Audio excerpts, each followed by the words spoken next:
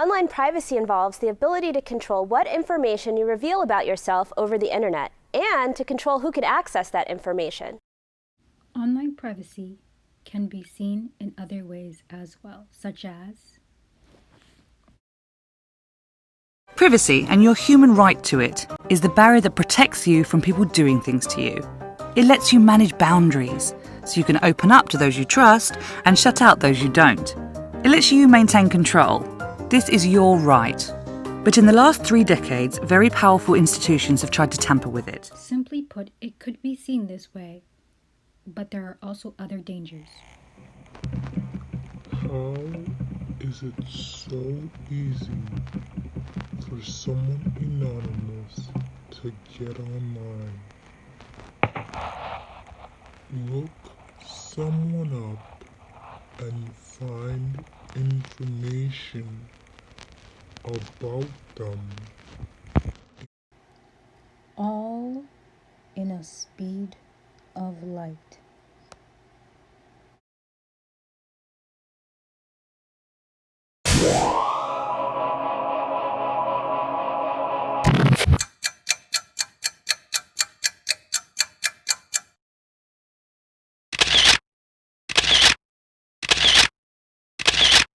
Things that are meant to be texted one-to-one, people tend to post online so 50 other people can see their plans for tomorrow or the next weekend. You could be doing something like that could potentially endanger yourself by making your account public and saying too much about where you live or who you are.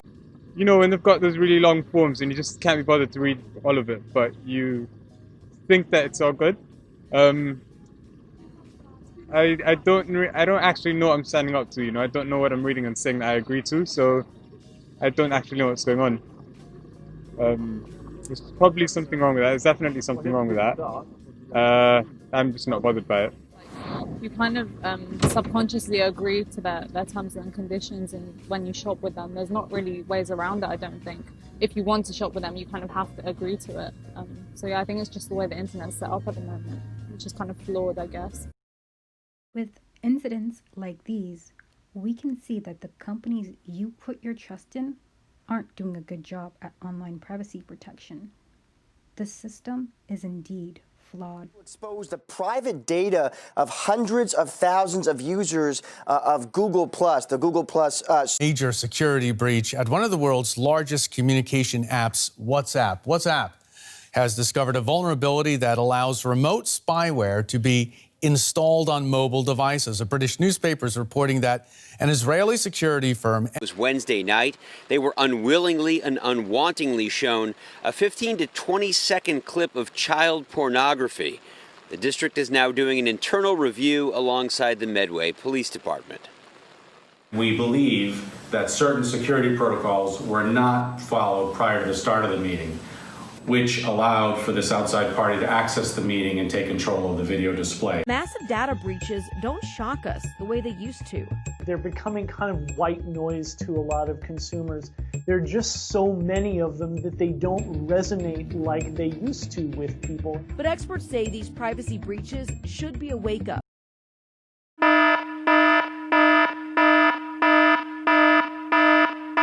Interaction is recorded, and not just recorded by the company that you interacted with. The creepiest part of this is that it's being recorded by dozens, hundreds, perhaps even thousands of so-called third parties online. By first party, I mean the website that you think you're visiting, and a third party is any other entity that's on that site and is typically not visible. You're typically not aware that you're interacting. So all of you, right now, are being robbed. You don't realize it. I'll say that again in case you lost the nuance. Every one of you is being robbed right now. Not just you, but everyone you know. Your mom, your dad, your brother, your sister, your coworkers, everyone you know, including me. You see, all of us have our data about us, being bought and sold every day. The IP address is actually giving away my address? Yes, those third-party trackers are getting your IP address, which sometimes can tell them within a block where you are while you're surfing the net. And here's where it gets really creepy. The database holds the most personal questions we've Googled out of concern for ourselves, family members, even our friends. Emergency loans, cheating spouses, cancer, substance abuse, STDs, all in that database. That information is already being used by insurance companies setting rates and businesses screening potential employees. You must also be reminded and aware of the hackers who are also trying to gain access to your information as well. This doesn't mean that you pass the blame on companies, but rather try to change your behavior from thinking that it is only up to them to do the work. Ask them to be honest with what they collect and for what purpose, but know that your information isn't always going to be secure. Always remember that though they hold your information, they have another job to do, and so do you. Say, oh, I've got nothing to hide. I didn't commit a crime. I didn't do anything wrong. Convenience often trumps trust. We all have things that we want to keep private legitimately. We tend not to value privacy until it's too late.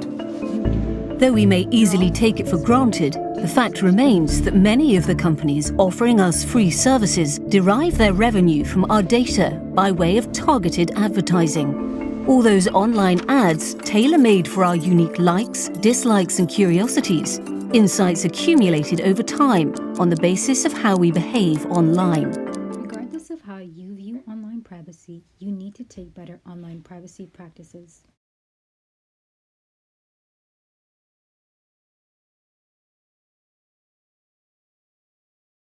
Read and seek help understanding those long documents because your online presence is just as important as your offline one. You'd do anything to protect the rights of an endangered stranger or cute pet, so why not do the same for yourself? You're in a battle for your online privacy. Who owns your information? Is it you? Is it the system that it's placed in? It's an interesting question. As soon as you've published something online, you've lost control of that data. So I think the very first thing is just to be conscious that if you put something on the internet, there's no guarantee that it stays secure and under your control. I think companies need to have some sort of incident handling plan to know when something does occur, and it will, how are they going to respond to that so it isn't just a panic in the business at that time. I guess what we see in many companies is they've moved to adopt the new technologies because they bring great business benefit, but they've not thought through necessarily the risk. How do you ensure that that information doesn't make you vulnerable? It really depends on where the data is. So if it's it's linked through somewhere like Google, Twitter, Facebook, there are removal procedures you can go through. But if your data is on a Russian hacker site somewhere, they're unlikely to respond to a takedown request. So the best you can do is to try to mitigate the consequences. So, for both businesses and individuals, once the information is out, it seems nearly impossible to take back control of it. Though we can't control that problem quite yet, California is heading in the right direction, as Aaron Levy will explain. But there are going to be huge business model implications if users have the ability to revoke access to data. That begins to really kind of challenge the very nature of an advertising or consumer-based business model. But I do think actually this is going to cause the ultimate test for consumers to really make the decision and say, is the value we're getting from these services worth possibly some of the data that we're giving up? And I actually generally think that most consumers will make that trade because of the fact that these experiences that we're getting and the consumer applications that we're using do bring a lot of value to our lives. But I think adding that layer of control, that layer of transparency, that layer of visibility is going to be an incredibly important step to rebuilding trust with consumers and then ultimately giving them the choice of what happens with their data. To remember, personal information is like money. Value it, protect it. Information about you, such as the games you like to play, what you search online, and where you shop and live has value, just like money. Be thoughtful about who gets that information and how it's collected through apps and websites. Share with care. What you post can last a lifetime. Before posting online, think about how it might be perceived now and in the future and who might see it. Post only about others as you have them post about you. The golden rule applies online as well. You are never anonymous online, and the internet never forgets.